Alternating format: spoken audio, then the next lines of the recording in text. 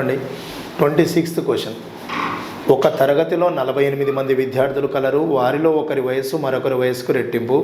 వారిద్దరి స్థానంలో కొత్తగా 16 సంవత్సరాలు 11 సంవత్సరాల వయస్సులు గల వారు చేరితే తరగతి సగటు 1.5 నెలలు పెరిగింది. 1.5 మంత్స్ పెరిగింది.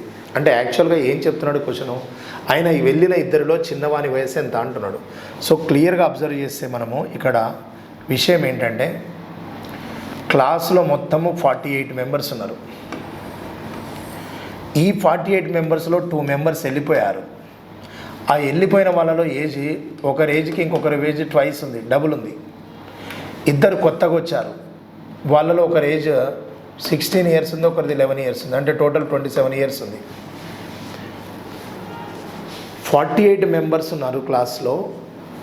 వాళ్ళ నుండి 2 మెంబర్స్ బయటికి వెళ్ళిపోయారు, 2 మెంబర్స్ యాడ్ అయ్యారు. యాడ్ అయిన మెంబర్స్ యొక్క టోటల్ ఏజ్ 27 ఇయర్స్ ఉంది.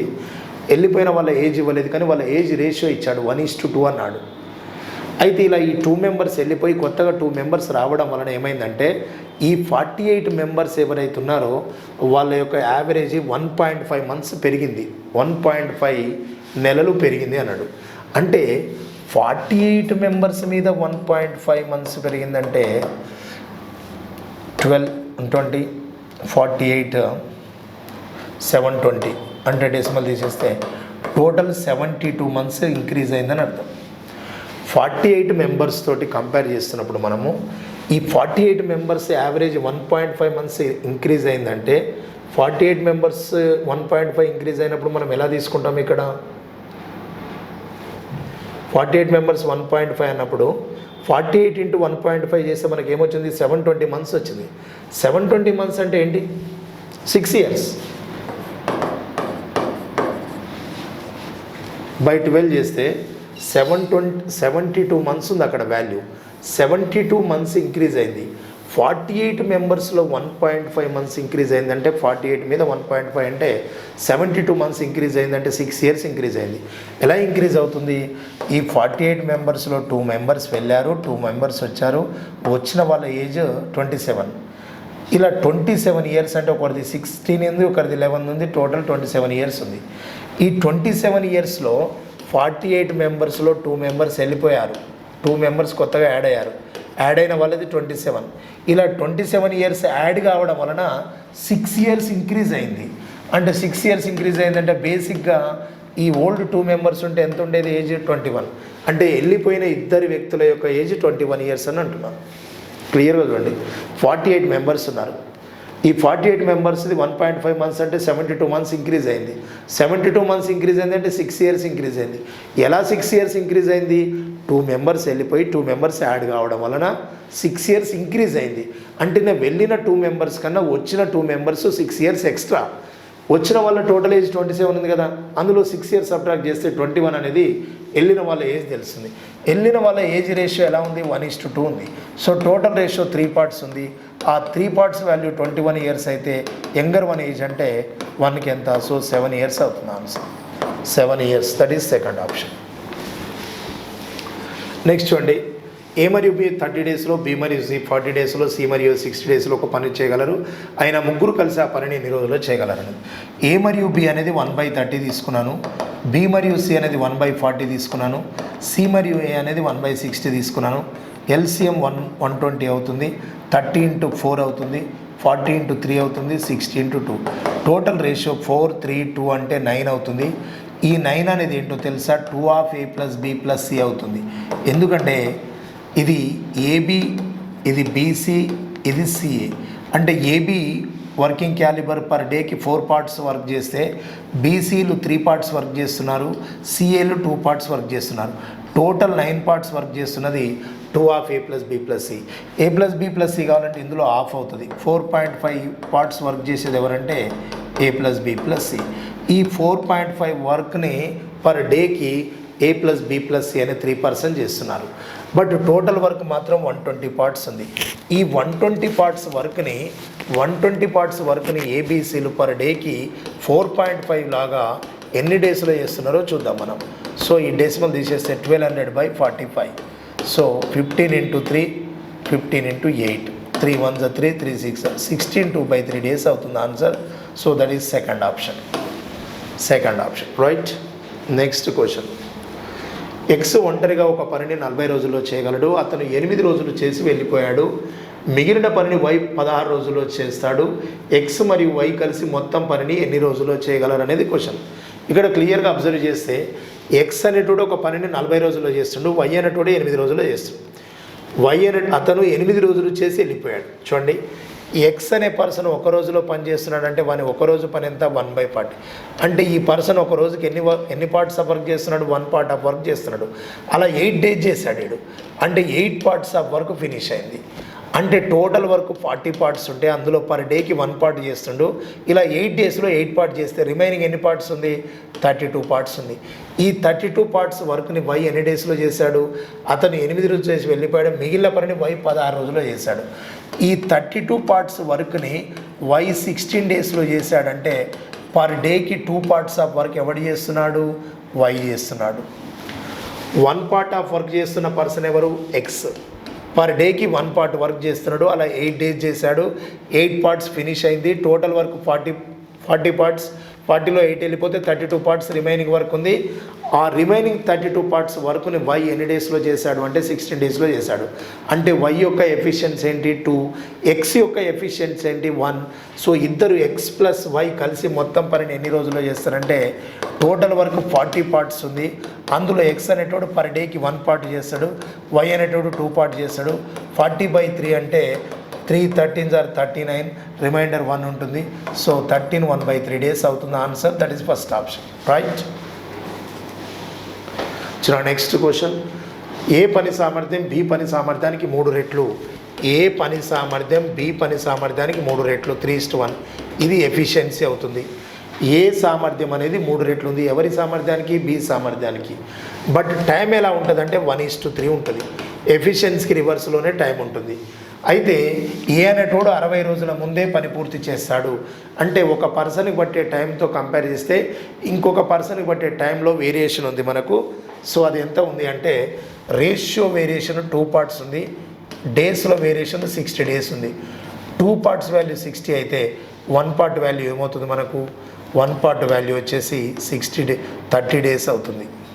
2 పార్ట్స్కే 60 డేస్ అయితే 1 పార్ట్కి 30 అవుతుంది. ఇక్కడ 3 పార్ట్కి 90 డేస్ అవుతుంది. అంటే దీన్ని బట్టి ఏమర్థమవుతుందంటే బి అనే పర్సన్తో కంపేర్ చేస్తే ఏ అనే పర్సన్ 60 డేస్ ముందే చేస్తాడు. రేషియోలో డిఫరెన్స్ 2, డేస్లో డిఫరెన్స్ 60. 2 పార్ట్స్ వాల్యూ 60 అయితే 1 పార్ట్ 30, 3 పార్ట్స్ 90. అంటే ఏ అనేటోడు ఒక వర్క్ను 30 డేస్లో చేస్తున్నాడు, బి అనే పర్సన్ 90 డేస్లో చేస్తున్నాడు. LCM 90, 30 × 3 90 × 1. A 3 parts of work చేస్తున్నాడు డైలీ, బి అనేది 1 పార్ట్ ఆఫ్ వర్క్ చేస్తున్నాడు. టోటల్ వరకు 90 పార్ట్స్ ఉంది. అయితే ఇద్దరు కలిసి ఆ పనిని ఎన్ని రోజులు చేస్తారంటే ఏబి కలిసేసి టోటల్ 90 పార్ట్స్ వర్క్ని వీడు 3 పార్ట్స్ వీడు 1 పార్ట్ లాగా 4 పార్ట్స్ లాగా 90/4 అంటే 4 2s are 8, 4 2s are 8, 2 reminder by 4, 22 2/4 అంటే క్యాన్సిల్ చేస్తే 22 1/2 డేస్ అవుతుంది. దట్ ఈస్ సెకండ్ ఆప్షన్ రైటా. క్లియర్గా అబ్జర్వ్ చేయాలి. ఆల్రెడీ మీరు అంతా క్లాసెస్ విన్నరు, గ్రాండ్ టెస్ట్ రాస్తున్నారు అంటే మీకు అంతా ఐడియా ఉంటుంది. బట్ ఇక్కడ క్లియర్గా క్వశ్చన్ అబ్జర్వ్ చేస్తుండాలి. ఇక్కడ డిఫరెన్స్ ఇచ్చాడా ఏమి ఇచ్చాడు అనేది కూడా ఒకసారి అబ్జర్వ్ చేయాలి. ఒక కాంట్రాక్టర్ ఒక పనిని 90 రోజుల్లో చేయటకు ఒప్పుకున్నాడు. అందుకని 60 మంది నియమించాడు. అంటే 60 మంది నియమించాడు, 90 డేస్ చేద్దాం అనుకున్నాడు. మెంబర్స్ 60, 90 డేస్లో వర్క్ చేయాలనుకున్నాడు. బట్ 60 రోజుల తర్వాత 3/4 వంతు పనిని చేశాడు. అంటే యాక్చువల్గా ఇక్కడ ఏంటంటే 60 మందితోటి 90 రోజుల్లో పని చేద్దాం అనుకున్నాడు. కానీ 90 రోజుల్లో చేద్దాం అనుకున్నాడు. కానీ 60 రోజులు పూర్తి అయ్యేసరికి 60 మందితోటి 60 రోజులు చేసేసరికి 3/4 వంతు పని అయిపోయింది. అతనికి తర్వాత కాంట్రాక్టర్కి ఏమనిపించిందంటే ఇంతమంది అవసరం లేదు పనికి, కొంతమందిని తొలగిద్దాం అనుకున్నాడు. వారిలో ఎంతమందిని తొలగిస్తే మిగిలిన పని సరైన సమయానికి పూర్తి అవుతుంది అనేది క్వశ్చన్. సో ఇక్కడ ఫస్ట్ మీరు M1D1 = M2D2 అనే ఫార్ములాకి వెళ్ళిపోతున్నాను నేను. ఫస్ట్ 60 మెంబర్స్ ఎన్ని డేస్లో చేశారు, 90 డేస్లో చేస్తారు. కానీ 60 మెంబర్స్ ఎన్ని డేస్లో వర్క్ చేశారు, 60 డేస్లో చేశారు. ఇక్కడ బై W1 కూడా తీసుకుంటున్నాను, బై W2. 60 మెంబర్స్ 60 డేస్లో. యాక్చువల్గా 60 మెంబర్స్ కొరకు 90 డేస్ టైం ఉంది. కానీ 60 మెంబర్స్ 60 డేస్లోనే 3/4 ఆఫ్ వర్క్ ఫినిష్ చేశారు. 60 మెంబర్స్ 60 డేస్లో 3/4 ఆఫ్ వర్క్ ఫినిష్ చేశారు. రిమైనింగ్ వర్క్ అంటే 3/4 వెళ్ళిపోతే రిమైనింగ్ ఏముంది 1/4. మిగిలిన పని సరైన సమయానికే పూర్తి కావాలంటే ఆల్రెడీ 60 డేస్ కంప్లీట్ అయిపోయింది. టోటల్ కాంట్రాక్టర్కి ఉన్న టైం ఎంత అంటే 90 డేస్. ఇక్కడ 60 డేస్ వెళ్ళిపోతే ఇంకా మిగిలిన టైం ఎంత 30 డేస్. ఎంతమందిని పంపించాడో తెలవాలంటే అసలు ఈ లాస్ట్కి ఎండింగ్లో ఎంతమందిరో తెలాలి. 4 క్యాన్సల్. So 30 × 2 60, 3 × 2 20, x = 40. x = 40 అంటే బేసిక్గా ఎంతమంది ఉండే 60 మెంబర్స్ ఉండే. ప్రజెంట్ ఎండింగ్కి వచ్చేసరికి ఎంతమంది ఉన్నారు 40 మెంబర్స్ ఉన్నారు. అంటే ఎంతమందిని తొలగిస్తే అన్నాడు. అంటే బేసిక్గా 60 డేస్ స్టార్టింగ్ వరకు 60 మెంబర్స్ ఉండే, ఎండింగ్ వర్క్ చేసేటప్పుడు 40 మెంబర్స్ ఏమన్నారంటే ఎంతమందిని వాడు తొలగించాడు అన్నట్టు 20 మెంబర్స్ను తొలగించాడు. So answer second option, right. Second option is our required answer. Next question observe చేద్దాం. 2 పురుషులు 3 స్త్రీలు 4 పిల్లలు కలిసి 10 హెక్టార్ల పొలమును 10 రోజుల్లో దున్నగలరు. అంటే M1D1/W1 = M2D2/W2. ఎందుకు ఈ ఫార్ములా తీసుకుంటున్నానంటే మెంబర్స్ ఉన్నారు, డేస్ ఉన్నది. 10 హెక్టార్ల పొలమును కోయగలరు. హెక్టార్ల పొలము అంటే ఈ పొలము కోయడము, పొలము దున్నడము ఇట్లాంటిదంతా కూడా వర్క్గా కన్సిడర్ అవుతుంది కాబట్టి సో 2 పురుషులు అన్నాడు. 2 men, 3 women, 4 children. ఎన్ని డేస్ 10 డేస్లో 10 హెక్టార్స్. ద సేమ్ వేలో మళ్ళీ ఇక్కడ తీసుకుంటాడు చూడండి. 2 men, 3 women, 4 children, 10 డేస్లో 10 హెక్టార్స్. ఓకే. సేమ్ వేలో మళ్ళీ 6 men, 4 women, 7 children, but 16 hectares. But ఎన్ని డేస్ అనేది తెలియదు. Letters take it as X. 16 hectares అది. ఈ క్వశ్చన్లో అబ్జర్వ్ చేస్తే మెన్కు, ఉమెన్కు, చిల్డ్రన్కి వర్క్ ఎఫిషియన్సీ రేషియో ఇచ్చాడు. వర్క్ ఎఫిషియన్సీ రేషియో ఎలా ఉందో ఒకసారి అబ్జర్వ్ చేద్దాం. చూడండి మెన్ అనేది ఎలా ఉంది రేషియో చూడండి. వాళ్ళ యొక్క 5:4:3 అన్నాడు. అంటే మెన్ 5 పార్ట్స్ ఆఫ్ వర్క్ చేస్తాడు, ఉమెన్ 4 పార్ట్స్ ఆఫ్ వర్క్ చేస్తుంది, చిల్డ్రన్ 2 పార్ట్స్ ఆఫ్ వర్క్ చేస్తుంది. సేమ్ ఇక్కడ కూడా 5, 4, 2. సో నేనేమనుకుంటున్నాను, ఒక మెన్ యొక్క వర్క్ ఎఫిషియన్సీ 5 పార్ట్స్ ఉందంటే 2 men ఉన్నారు. 2 × 5 10 అన్నట్టు. టోటల్ 10 పార్ట్స్ అవుతుంది ఇది. 5 × 2 10, 4 × 3 12, 4 × 2 8, 8 + 12 20 + 10 30. So 30 × 10/10 = next 6 × 5 30, 16 and 7 × 2 14, 4 × 4 16, 7 × 2 14, 14 16 30 + 30 60, 60 × x/16. So ఇక్కడ 10కు 10 క్యాన్సిల్ అవుద్ది. 30 × 2 60, 2 8s are 16. x = 8 డేస్లో ఫినిష్ చేస్తారు. సో 8 డేస్లో ఆ వర్క్ ఫినిష్ అవుతుంది. That is 4th option. మెంబర్స్తో పాటు వాళ్ళ వర్క్ ఎఫిషియన్సీని మల్టిప్లై చేస్తున్నాను, రైటా. Next question. ఏ అనే పైపు 8 గంటల్లో ట్యాంకు నింపగలదు, బి మాత్రం 16 గంటల్లో ఖాళీ చేయగలదు. రెండు ఒకేసారి పని చేయడం ప్రారంభించిన ఎంత సమయానికి ట్యాంకు నిండుతుంది? ఇప్పుడు ఇక్కడ ఏ అనే పైపు 8 అవర్స్లో ఫిల్ చేస్తే బి అనేది 16 అవర్స్లో ఎంటీ చేస్తుంది. ఫిల్ చేసేదాన్ని ప్లస్గా, ఎంటీ చేసేదాన్ని నెగిటివ్గా తీసుకుంటున్నాను. సో ఇక్కడ 1/8, 1/16, total LCM 16, 8 2s are 16, 16 1s are 16. 2 parts fill అయితే 1 part ఎంటీ అవుతుంది. రిజల్ట్ 1 part ఫిల్ అయినట్టుగా ఉంటుంది. సో టోటల్ టైం అంటే టోటల్ ట్యాంక్ 16 parts ఉంది. ఫిల్ అయ్యేది 2 parts, ఎంటీ అయ్యేది 1 part. రిజల్ట్ 1 part పాజిటివ్ ఉంది అంటే ఫిల్ అవుతుంది. So total 16 parts tank. Each part అంటే ప్రతి కండిషన్లో మనకి ఇక్కడ ఏమవుతుందంటే 1 part ఫిల్ అవుతుందంటే టోటల్ 16 hours టైం పడుతుంది. చూడండి 1 అవర్లో 2 parts ఫిల్ అవుతుంది. ఇది 1 అవర్లో 1 part ఎంటీ చేస్తుంది. రిజల్ట్ ఏముంది 1 partలో ఫిల్ అవుతుంది. అంటే 1 అవర్లో 1 part ఫిల్ అవుతుంది. 1 అవర్లో 1 part ఫిల్ అవుతుంది. ఫిల్ అయ్యేది ఎంటీ చేసి సబ్ట్రాక్ట్ చేసిన తర్వాత ఫిల్ అయ్యేది 1 part మిగిలింది. 1 అవర్కి 1 part ఫిల్ అవుతుందంటే టోటల్ ట్యాంక్ ఎన్ని పార్ట్స్ ఉంది? 16 parts ఉంది. ఆ 16 partsని 1 అవర్కి 1 part లాగా 16 అవర్స్లో ఫిల్ చేస్తుంది. So third option is our required answer. Next question. Bhuvanesh 79 kilometres దూరంలో 13 గంటల్లో ప్రయాణించగలడు, రైట్. వీడు 79 కిలోమీటర్స్ని 13 అవర్స్లో ట్రావెల్ చేస్తాడు.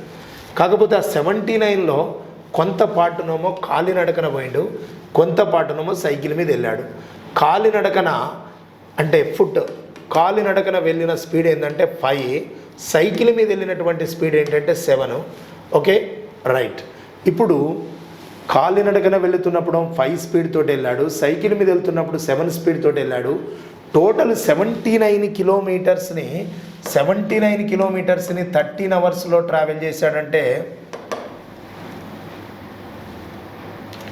13 × 6 78 1/13.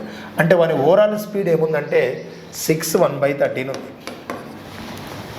72 కిలోమీటర్స్ని 13 అవర్స్లో ట్రావెల్ చేశాడంటే వాని ఓవరాల్ స్పీడ్ ఏమవుతుందో చూద్దాం. ఒక పార్ట్ 5 స్పీడ్ ఉంది, అంటే కాలినడకన వెళ్ళినప్పుడు 5 స్పీడ్ ఉంది, సైకిల్ మీద వెళ్తున్నప్పుడు 7 స్పీడ్ ఉంది. కానీ ఓవరాల్ స్పీడ్ 79 కిలోమీటర్స్ 13 అవర్స్ అంటే డిస్టెన్స్ బై టైం తీసుకుంటే ఏమొస్తుంది, స్పీడ్ వస్తుంది. స్పీడ్ 6 1/13 అవుతుంది. సో ఇక్కడ డిఫరెన్స్ చూసినట్లయితే 1/13 రిమైనింగ్ ఉంటుంది.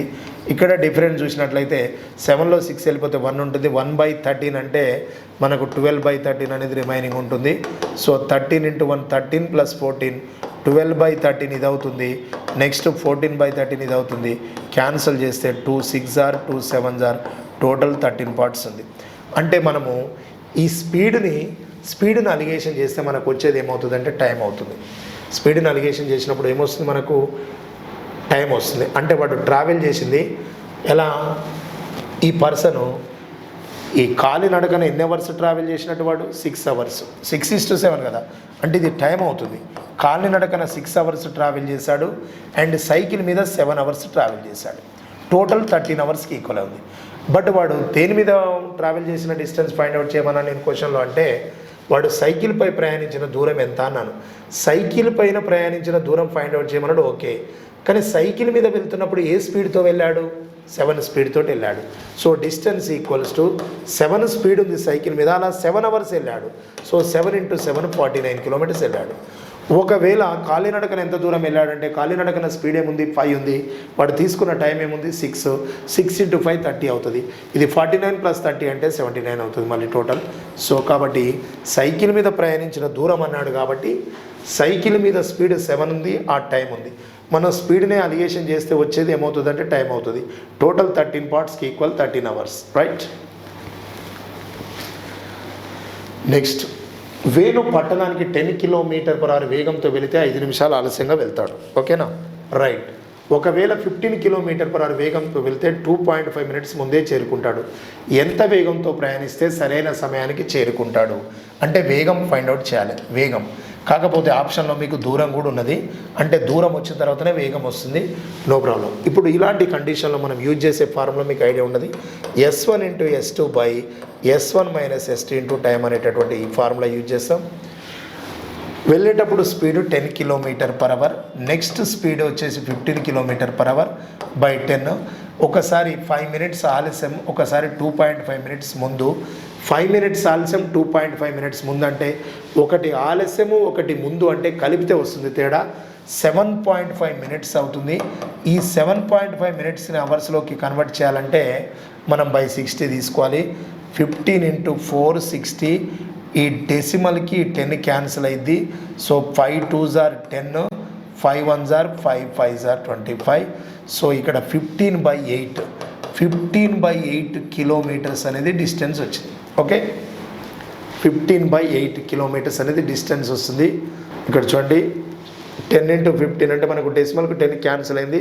15 4s are 60 and 5 2s are 5 1s are 5 5s are 15/8 అంటే మనకి ఇక్కడ ఉన్నటువంటి డిస్టెన్స్లో 1 సెకండ్, ఇక్కడ ఒక స్పీడ్ ఏంటంటే 10 అండి, ఒక స్పీడ్ 10, ఒక speed 15, difference 5 minutes late, 2 minutes 2.5 minutes early. So total 7.5 minutes by మినిట్స్ను అవర్లో కన్వర్ట్ చేయాలంటే /60. So 5 3s are 15, 0 0 cancel and 3 2s are 6. 7.5/2 అంటే 75/20. So 5 1s are 5 5s are 5 4s are. So 15/4 means 4 3s are 12. 3 3/4 distance వస్తుంది. 3 3/4 kilometres distance వస్తుంది. 3 3/4 kilometres distance వస్తుంది. లేదా 15/4 kilometres distance వస్తుంది. మనం టైం ఫైండ్ అవుట్ చేయాలి. టైం ఈక్వల్స్ టు ఆ 15/4 kilometres డిస్టెన్స్ని first time 10 స్పీడ్తో వెళ్ళాడు. డిస్టెన్స్ బై స్పీడ్ వేస్తే టైం వస్తుంది 15/40. సో దీన్ని మనం అవర్స్లోకి కన్వర్ట్ చేయాలంటే into 60, 22s are 23s are 45/2 అంటే 22.5, 22.5 మినిట్స్ పడుతుంది. 10 స్పీడ్తో వెళ్ళినప్పుడు 22.5 మినిట్స్ పడుతుంది, కానీ 10 స్పీడ్తో వెళ్ళినప్పుడు 5 మినిట్స్ లేట్ అయింది. అంటే ఆల్రెడీ 22.5 మినిట్స్లో 5 మినిట్స్ లేట్ ఉంది కాబట్టి ఒరిజినల్ టైం ఏమవుతుందంటే మనకు 17.5 అవుతుంది. ఒరిజినల్గా పట్టే టైం ఏంటంటే 17.5 మినిట్స్. ఇప్పుడు మనం స్పీడ్ ఫైండ్ అవుట్ చేయాలంటే డిస్టెన్స్ ఏమొచ్చింది 15/4 కిలోమీటర్స్ డిస్టెన్స్ ఉంది. ఒరిజినల్ టైం 17.5 మినిట్స్ ఉంది. దాన్ని అవర్లోకి కన్వర్ట్ చేయాలంటే by 60. So 15/4 as it is. So ఈ డెసిమల్ రిమూవ్ చేస్తే ఇది 600 అవుతుంది. ఈ డివిజన్ ఇంటూ అని తీసుకుంటే 600/175 అవుతుంది. సో ఇక్కడ 5 3s are 15, 5 3s are 15, 5 5s are 25, 4 1s are 4, 4 5s are 20, 150 and 5 7s are 5 3s are 90/7. 90/7 అంటే 7 into 1 7, 27 into 2 14, remaining 6, 12 6/7 km/h. So first option is our required answer. So 12 6/7 km/h. ఇలాంటి క్వశ్చన్స్లో ఆఫీస్కి ఇంటికి మధ్య దూరము, స్కూల్కి ఇంటికి మధ్య దూరం అడగడంతో పాటు బట్ కరెక్ట్ టైం అడుగుతాడు, కరెక్ట్ స్పీడ్ అడుగుతాడు. అంటే ఎంత స్పీడ్తో వెళ్తే ఇన్ టైంలో రీచ్ అవుతాడని. ఈ క్వశ్చన్లో నేను డిస్టెన్స్ ఫైండ్ అవుట్ చేయమని లేదు, టైం ఫైండ్ అవుట్ చేయమని లేదు, స్పీడ్ ఫైండ్ అవుట్ చేయమన్నా. డిస్టెన్స్ ఫైండ్ అవుట్ చేయాలి, ఒరిజినల్ టైం ఫైండ్ అవుట్ చేయాలి, దెన్ ఆఫ్టర్ స్పీడ్. ఒక వృత్తాకార మార్గం యొక్క వ్యాసార్థం 7 మీటర్లు. ఇప్పుడు ఒక వృత్తాకార మార్గం ఉంది ఇట్లా, దీని వ్యాసార్థం 7 మీటర్లు ఉంది. ఒక రౌండ్ ఎంత డిస్టెన్స్ ఉంటుందో కనుక్కోవాలంటే మనము 2πr కనుక్కోవాలి. దానిపై ఏ అనే స్థానం నుండి ఒక ప్లేస్ ఏ అనేది ఉంది, ఇక్కడ ఏ అనే ప్లేస్ ఉంది. శోభన్ అనేటోడు నెక్స్ట్ సవ్య దిశలో, భువనేష్ అనేటోడు అపసవ్య దిశలో పరుగు ప్రారంభించారు. వారు 5వసారి కలుసుకునే సమయానికి శోభన్ 140 మీటర్ల దూరం ప్రయాణించాడు. అయినా వారి వేగాల మధ్య నిష్పత్తి ఎంత అనేది క్వశ్చన్. ఇక్కడ చూడండి,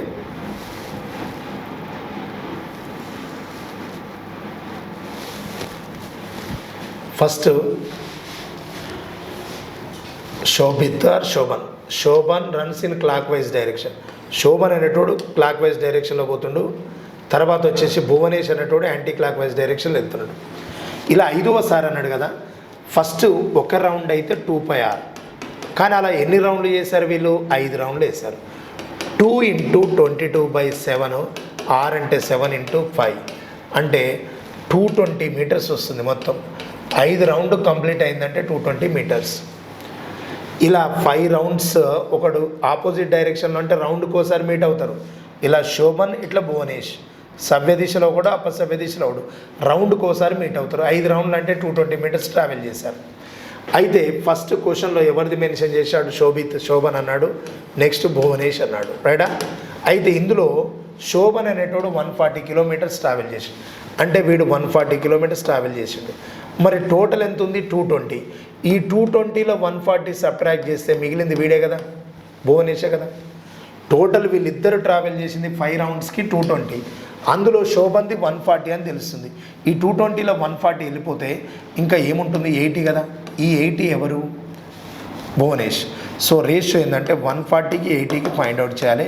so 2 7s are 2 4s are 7:4 అవుతుంది. ఆల్రెడీ మనకు 4:7 అనేది కూడా ఉంది ఆప్షన్లో.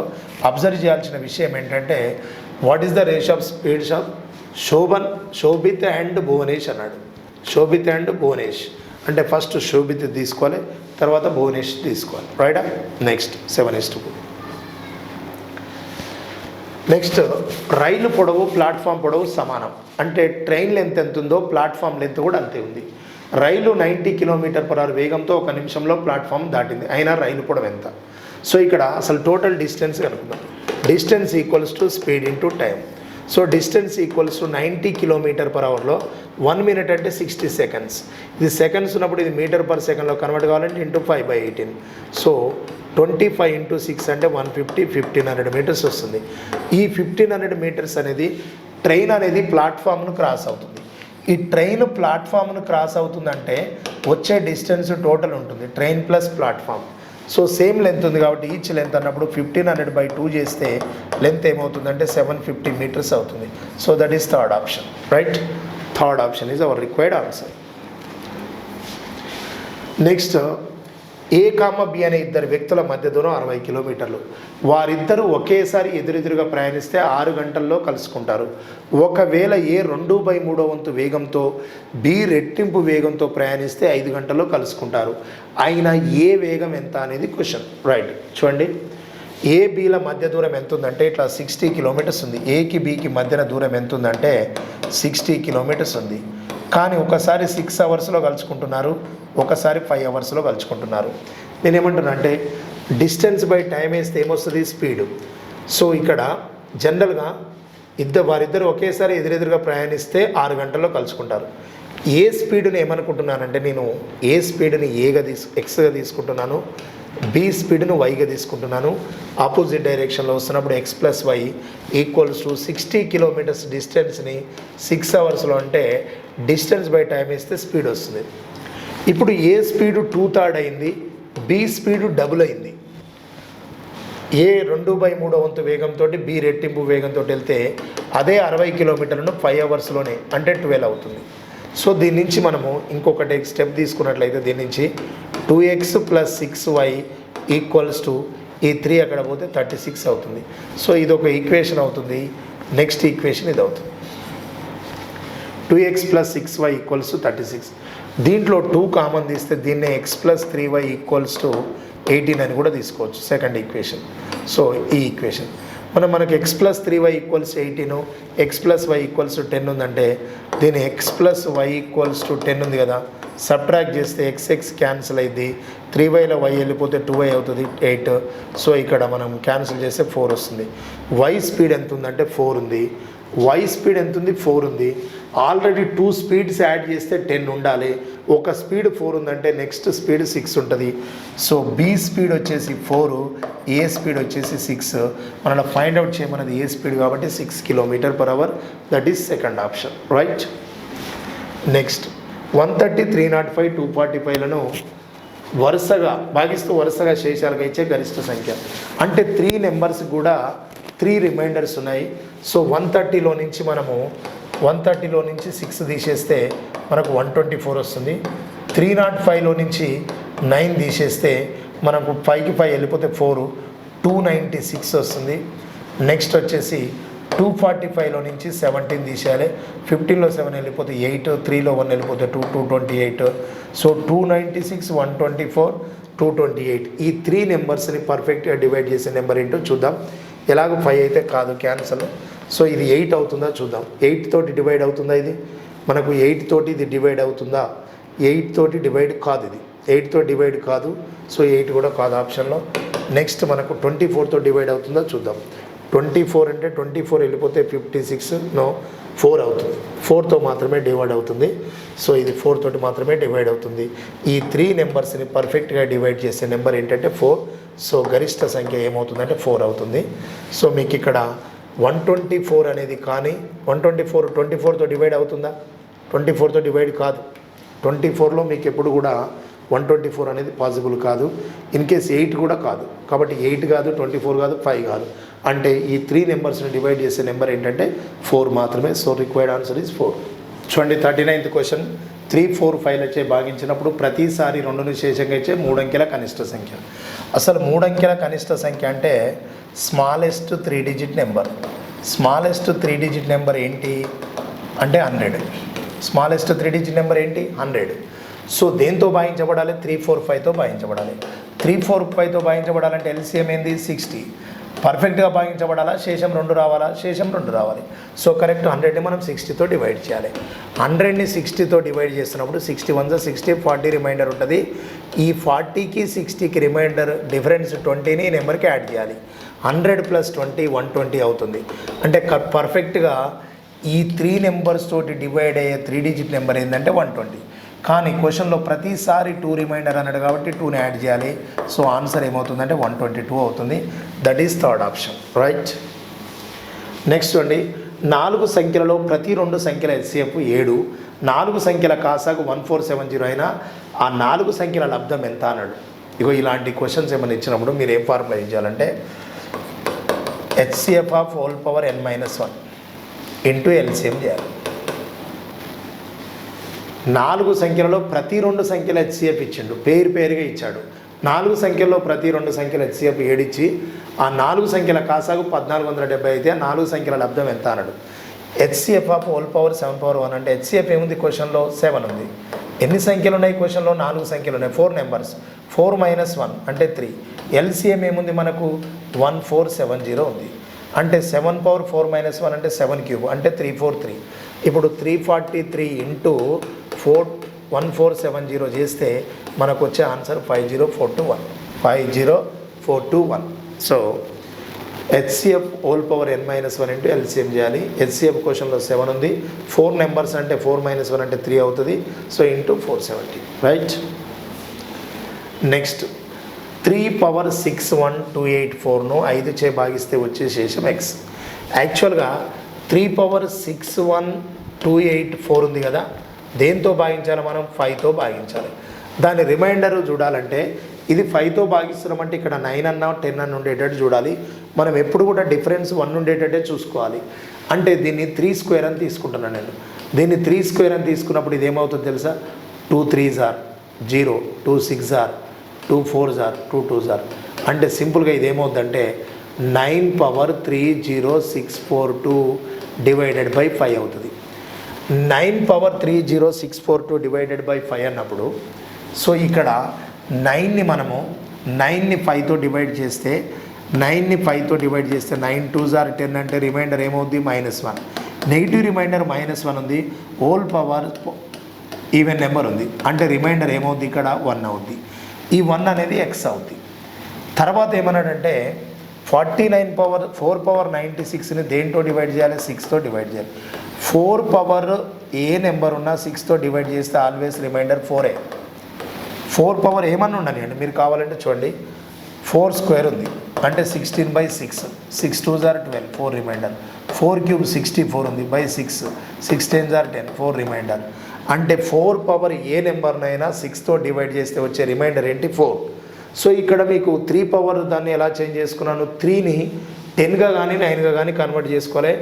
మనకున్న దాంట్లో 3ని మనము 9గా కన్వర్ట్ చేసుకున్నాం. 9ని 5తో డివైడ్ చేస్తే మనకు నెగిటివ్ రిమైండర్ -1 ఉంది.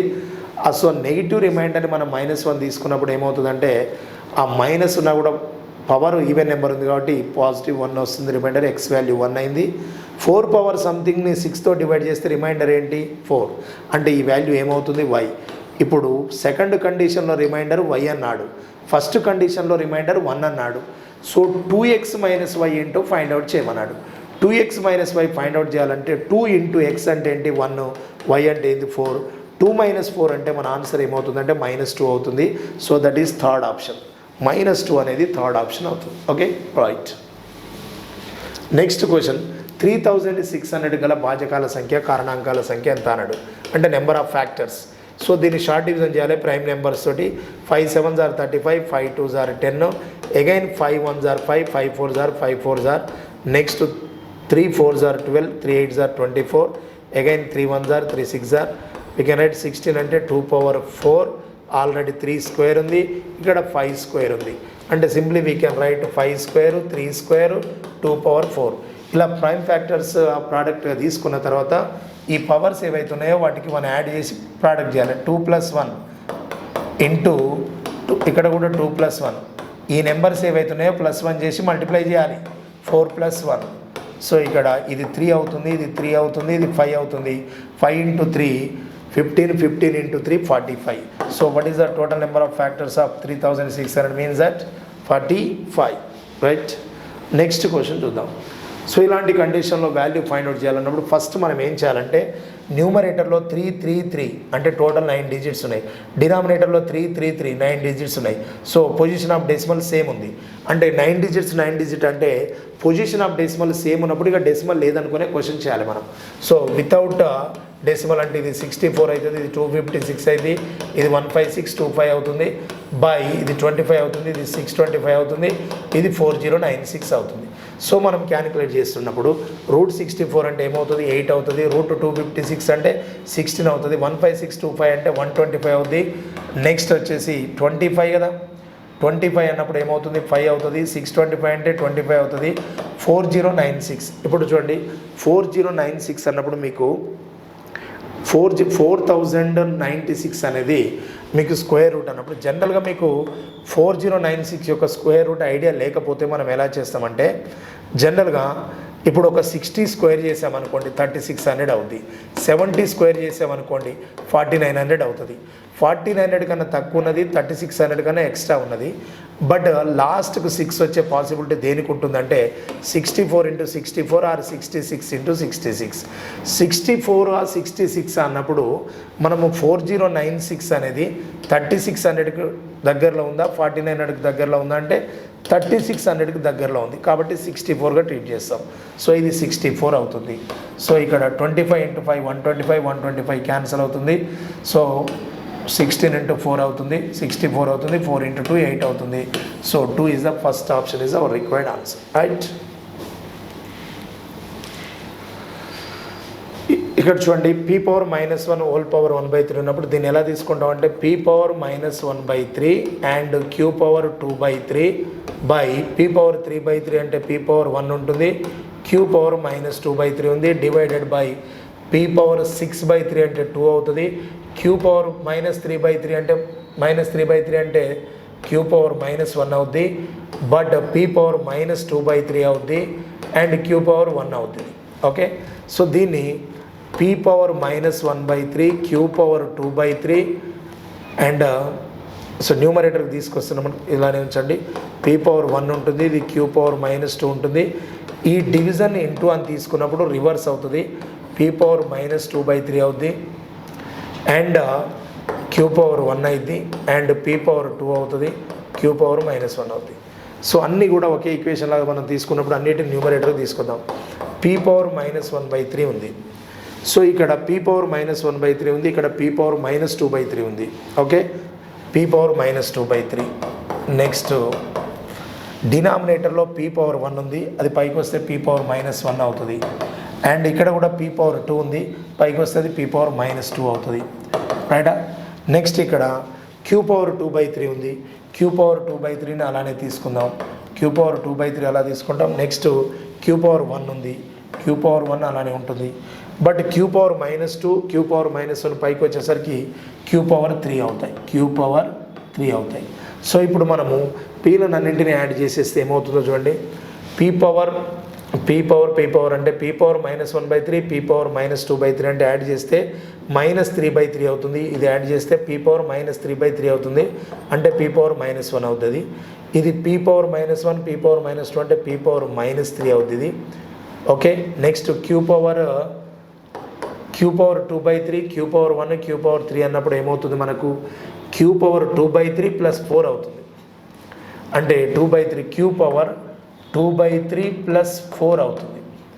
ఇది p⁻−4 అవుతుంది, p⁻−4 అవుతుంది, ఇది p⁻−4 అవుతుంది అండ్ ఇది 3 × 4 12 అవుతుంది, 12 + 2 14 q⁻14/3 అవుతుంది. అంటే ఇక్కడ ఏ వాల్యూ వచ్చేసి మనకు -4 అవుతుంది, బి వాల్యూ 14/3 అవుతుంది. ఏ వాల్యూ -4, బి వాల్యూ వచ్చేసి 14/3 అవుతుంది. a + b చేయాలంటే -4 + 14/3 అంటే 3 × 4 -12 + 14 అంటే 2/3 అవుతుంది. సో మనకు ఆప్షన్లో 2/3 అనేది లేదు, సో నన్ను అనేది ఆప్షన్ అవుతుంది. Okay, right. 2x² - 7x - 12 ఉంది, 2x² - 7x + 12 = 0 ఉంది కదా. ఈ ఈక్వేషన్లో మనం ఏం చేయాలంటే ఆల్ఫా కామా బీటా ఫస్ట్ మూలాల మొత్తం కనుక్కోవాలి. మూలాల మొత్తం కనుక్కోవాలంటే సమ్ ఆఫ్ ద రూట్స్ అంటే formula -b/a. Already a value 2 ఉంది, b వాల్యూ -7 ఉంది, c వాల్యూ 12 ఉంది. -b/a అంటే ఆల్రెడీ మైనస్ ఉంది ఫార్ములాలో, -7/2 అంటే 7/2 అవుతుంది మూలాల మొత్తం alpha plus beta. Alpha beta అంటే c/a. c/a అనేది ఫార్ములా. c/a అంటే ఏంది 12/2. 12/2 అంటే ఏంటి 6. అంటే ఆల్ఫా ప్లస్ బీటా వాల్యూ 7/2 ఉంది, ఆల్ఫా బీటా వాల్యూ 6/6 ఉంది. మనం ఫైండ్ అవుట్ చేయాల్సింది ఏంటంటే alpha by beta plus beta by alpha అంటే మనం ఎల్సిఎం చేస్తే ఇది ఏమవుతుందో తెలుసా? ఆల్ఫా బీటా ఇక్కడ అవుతుంది, ఎల్సిఎం చేస్తే ఇది ఆల్ఫా స్క్వేర్ అయింది, బీటా స్క్వేర్ అయింది. ఆల్ఫా స్క్వేర్ ప్లస్ బీటా నేను ఏం తీసుకుంటున్నానంటే alpha plus beta whole square -2 alpha beta అని తీసుకోవచ్చు. Alpha plus beta whole square -2 alpha beta చేస్తే వచ్చేది వాల్యూ ఆల్ఫా బీటా.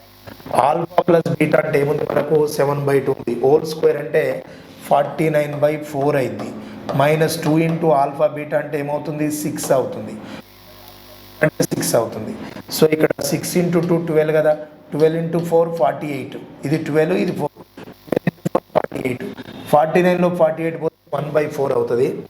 1/4 ఆల్రెడీ డివిజన్లో 6 ఉంది, 6 మీన్స్ 6/1, అది మల్టిప్లై చేస్తే 1/6 అవుతుంది. సో 1/24 అనేది మన ఆన్సర్ అవుతుంది. That is second option. మీకు క్లియర్గా ఏం తెలవాలంటే ఆల్ఫా ప్లస్ బీటా అంటే ఏంది -b/a, ఆల్ఫా బీటా అంటే ఏంది c/a. ఈ ఈక్వేషన్లో ఇది a ఇది b c అవుతుంది. But alpha by beta beta by ఆల్ఫాని ఎలా మన ఎల్సిఎం చేస్తే ఏమొస్తుంది? Alpha square plus beta square by alpha beta వస్తుంది. a square plus b square అంటే మీనింగ్ ఏంటి? a plus b whole square -2ab అనేది ఫార్ములా లాగా తీసుకున్నాం, రైట్? నెక్స్ట్ చూడండి, ఇక్కడ ఇలాంటి ఈక్వేషన్ ఇచ్చినప్పుడు మనం మీద వరి కావాల్సిన అవసరం లేదు. x² + y² + z² = xy + yz + zx. ఈ కండిషన్ సాటిస్ఫై కావాలంటే x వాల్యూ 1 ఉండాలి, y వాల్యూ 1 ఉండాలి, z వాల్యూ 1 ఉండాలి. అప్పుడు మాత్రమే x² + y² + z² = xy + yz + zx అనేది అవుతుంది. అంటే సింపుల్గా x = y = z = 1. మనం ఫైండ్ అవుట్ చేయాల్సింది చూడండి, 3x⁴ 7y⁴ 5z⁴ by 5x² y² 7y² z² 3z² x² ఉంది కదా.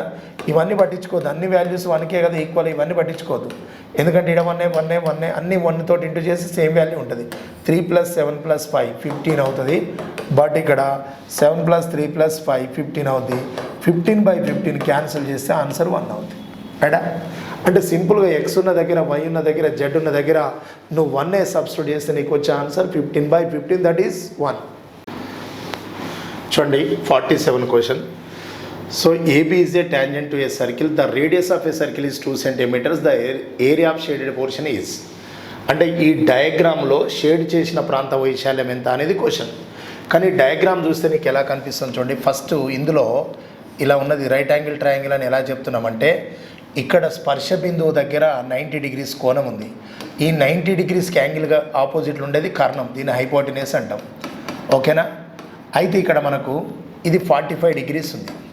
ట్రయాంగిల్ మొత్తం కూడా టోటల్ ట్రయాంగిల్లో 180 degrees ఉండాలి. ఇది 90 పోయిందంటే ఇది 45 అయిందంటే ఇది నెక్స్ట్ కూడా ఎంత ఉండాలి? 45 ఉండాలి. ఇప్పుడు ఈ యాంగిల్ ఈక్వల్ ఉన్నప్పుడు ఈ 2 sides యొక్క లెంత్ ఈక్వల్ ఉంటుంది. ఒక ట్రయాంగిల్లో 2 angles ఈక్వల్ ఉన్నాయంటే వాటికి అటాచ్డ్గా ఉన్నటువంటి 2 lines యొక్క లెంత్ కూడా ఈక్వల్ ఉండాలి. సపోజ్ ఇది 4 cm ఉంటే ఇది 4 ఉంటుంది, ఇది 10 ఉంటే ఇది 10 ఉంటుంది, కానీ ఇది 2 అని ఇచ్చాడు, సో ఇది కూడా 2 ఉంటుంది. సో ఇప్పుడు ట్రయాంగిల్ యొక్క ఏరియా ఫైండ్ అవుట్ చేయాలంటే, ఏరియా ఆఫ్ ట్రయాంగిల్ అంటే ట్రయాంగిల్ ఏరియా ఫైండ్ అవుట్ చేయాలంటే ఫార్ములా ½ × బేస్ × హైట్. ½ బేస్ అన్న 2నే ఉంది, హైట్ అన్న 2నే ఉంది. 2 × 2 క్యాన్సిల్ అయింది. అంటే ట్రయాంగిల్ ఏరియా ఏముంది? 2. ఈ టోటల్ ట్రయాంగిల్ ఏరియా 2 అనేది డౌట్ వద్దు. ఇక్కడ ఇది రైట్ యాంగిల్ ట్రయాంగిల్, ఇది ఒకటి బేస్గా తీసుకున్నా, ఒకటి హైట్గా తీసుకున్నా. ఇది రేడియస్ అంటే సెంటర్ నుంచి ఇక్కడి వరకు ఉండేది వ్యాసార్థం. వ్యాసార్థం 2 ఉందంటే ఇది కూడా 2 ఎలా తీసుకున్నా అంటే 2 angles ఈక్వల్ ఉన్నప్పుడు 2 sides కూడా ఈక్వల్ ఉంటాయి. So area of a triangle వచ్చి 2 అయింది. బట్ ఇప్పుడు ఈ ట్రయాంగిల్ ఏరియాలో నుంచి ఇంతవరకు ఆర్క్ కట్ అయింది, ఇది సెక్టార్ ఏరియా. సెక్టార్ యాంగిల్ ఏమవుతుంది? 45. ఈ సెక్టార్ యాంగిల్ 45 అవుతుంది. సెక్టార్ యొక్క రేడియస్ 2 అంటే ఇది కూడా ఇంతవరకు 2 ఉంటుంది, రేడియస్ 2. సెక్టార్ రేడియస్ 2 ఉంది, 45 degrees యాంగిల్ ఉంది. ఏరియా ఆఫ్ సెక్టార్ ఎలా ఉంటుందంటే, ఏరియా ఆఫ్ సెక్టార్ ఫార్ములా ఏంటంటే θ/360 ఇంటూ పై ఆర్ స్క్వేర్. మరి టీటా అంటే సెక్టార్ యాంగిల్ ఏముంది 45 degrees ఉంది బై 360 పై యాజ్ టీజ్ ఆర్ స్క్వేర్ అంటే 2 ఇంటూ 2 సో 4 ఇంటూ 90 360 45 ఇంటూ 2 90 అంటే సెక్టార్ యాంగిల్ ఏమొచ్చిందంటే π/2 వచ్చింది. ఓకే, ఈ వైట్ షేడెడ్ అన్నది ఓన్లీ సెక్టార్ ఏరియా π/2 ఉంది. టోటల్ ట్రయాంగిల్ ఏరియా వచ్చేసి 2 ఉంది. టోటల్ ట్రయాంగిల్ ఏరియాలో నుంచి సెక్టార్ ఏరియాని సబ్ట్రాక్ట్ చేయాలి. టోటల్ ట్రయాంగిల్ ఏరియా 2 ఉంది. Total triangle area half into base into height చేస్తే 2 ఉంది.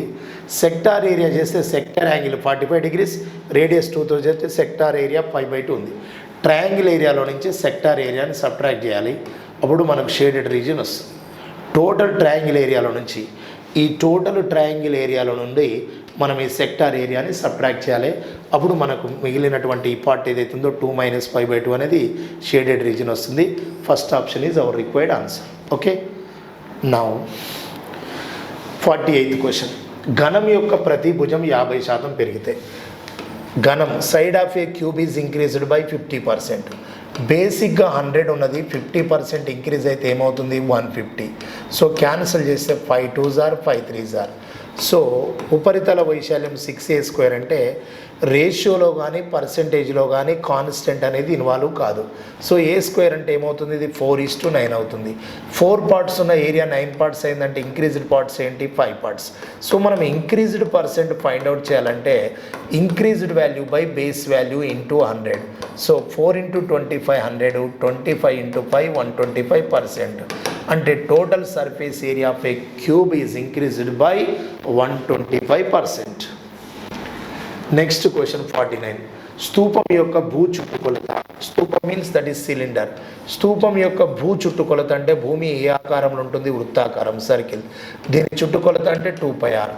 ఈ 2πr వాల్యూ క్వశ్చన్లో ఏ అని మెన్షన్ అయింది. దీని నుంచి స్మాల్ ఆర్ ఏమవుతుందంటే a/2π అవుతుంది. స్మాల్ ఆర్ ఏమవుతుంది a/2π. 2πr ఈక్వల్స్ ఈ చుట్టుకొలతని 2πrగా తీసుకుంటాం, కానీ దాని వాల్యూ క్వశ్చన్లో ఏ యూనిట్స్ అని ఇచ్చాడు. స్తూపం యొక్క భూ చుట్టుకొలత ఏ యూనిట్లు, దాని ఘనపరిమాణం v అయినా దాని ఎత్తు ఎంత అన్నాడు. ఈ స్తూపం యొక్క ఘనపరిమాణానికి ఫార్ములా ఏంటంటే πr²h.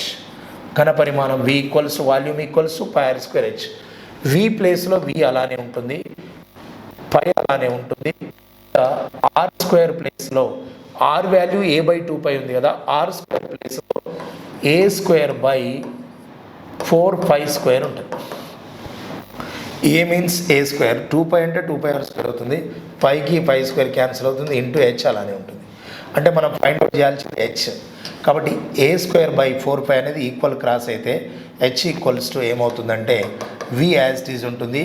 a² / 4π అనేది ఈక్వల్ క్రాస్ అయినప్పుడు ఏమవుతుంది 4π/a² అవుతుంది, 4π/a² అవుతుంది. సో h ఈక్వల్స్ ఏమవుతుందంటే 4πv/a² అవుతుంది, 4πv/a². That is 4th option, right. Next question.